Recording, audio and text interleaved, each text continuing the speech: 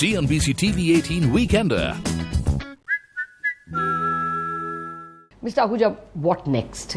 What are your goals now? 5 years down the line, what will be the big businesses? So our journey so far in less than 7 years has been built on, if I may say, 3 parts. Version 1 was to get the plumbing right of the institution, get the basic resource base going, create a governance structure, a management team and talent base, and then the entire delivery architecture of the bank, which includes technology and all of that. So we brought in latest CBS systems, etc., and got the thing going. The second part of the bank was to then, bring in contemporary products and services and bring in the capabilities to be an end-to-end service provider. Okay. So when we did this research, we said that there were 2 gaps. People were focused on metros and urban centers. And the bigger established players were actually not going into the hinterland. Yes, they were not. Yes. And in fact, they were still questioning that model as being, not a viable model, etc., etc.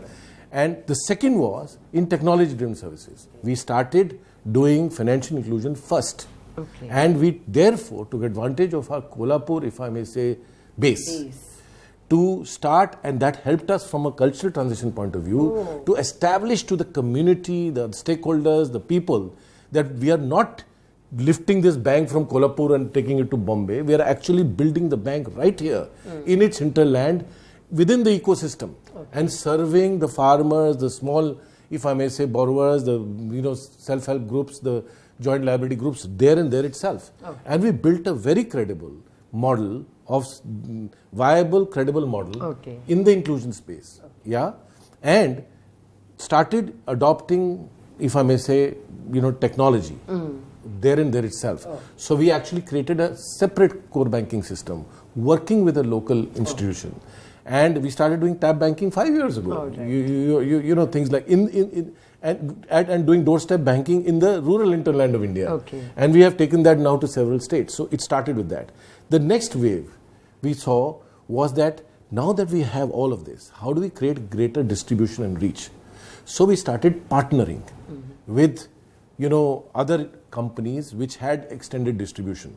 So the whole concept of BC, you have State Bank of India doing it on one extreme, but in between there are many banks who don't do it well. Actually, we adopted that model much earlier than pretty much everybody else.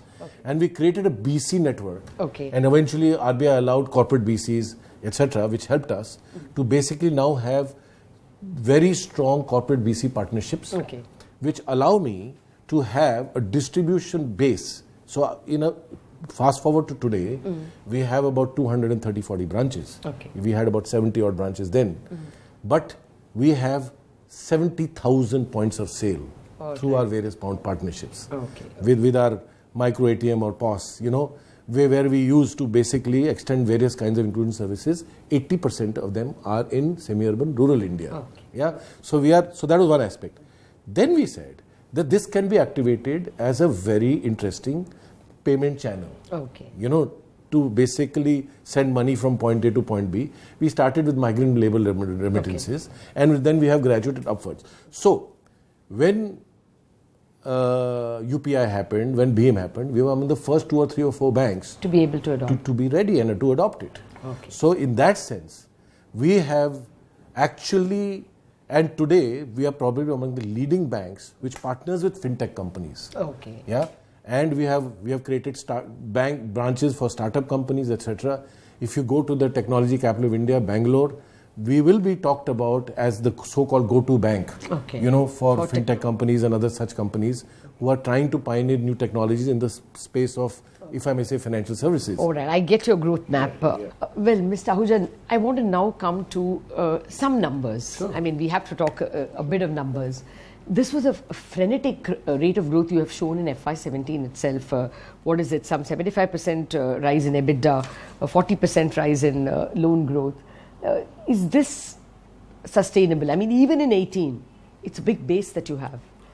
So our 6-year compounded annual growth rate, CAGR, is in excess of 50%. Close to 55%. At an earnings level? At balance sheet and earnings level. Both. So yes, earlier it was on a small base. we have, because of what I just talked about earlier, in terms of the business model that we have created, and we are actually therefore in the fast growing segments. We are confident about growth, even in the current year and in the next couple 40%? That's what you did last year, that's why.